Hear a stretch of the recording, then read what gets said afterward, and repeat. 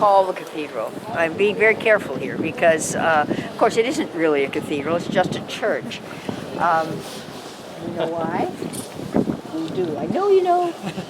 Cathedral has to be the seat of a bishop. Is the seat of a bishop. And if you ask this question, people say, "Is it the biggest church in town?" Well, that doesn't make it a cathedral. It has to have a bishop. And our bishop left in 1535. We haven't seen him since. So we call it that out of tradition and respect and all that. We have other big churches. Something as you drive around, you may have come past the railroad station where there is a church which is pretty big, like this. It's neo-Gothic. It was only built in the 1860s and has no steeple on it. It is a Catholic church which was allowed to be built after tolerance came in. It's right next to our hotel. Yeah. Corner of it. Yeah. Well, you're right next to it, right opposite. Right. Yeah. Okay, that is a Catholic church, which was the first one built.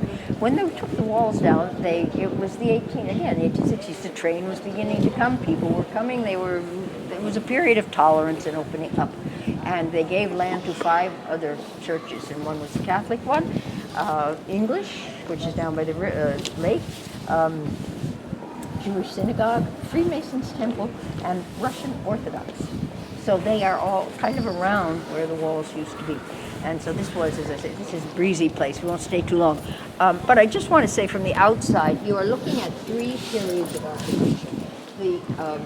And since they have dug, we'll get there. Is the 4th edifice on the same foundations, which we really just learned since the 1980s.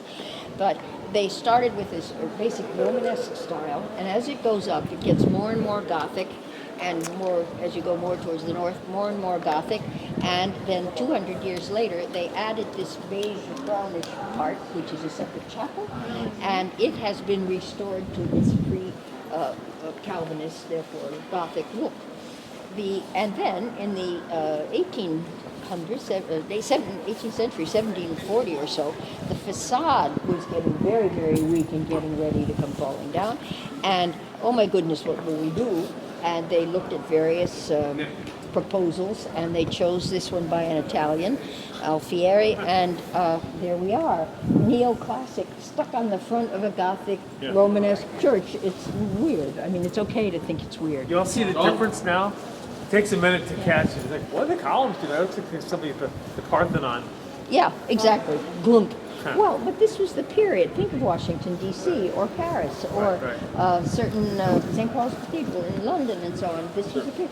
If you want to give importance to anything, gravitas, you put columns and staircases, and it gives it grandeur. The fact that it looks like a public library or courthouse is not to be conceived. Anyway, but a lot has changed then.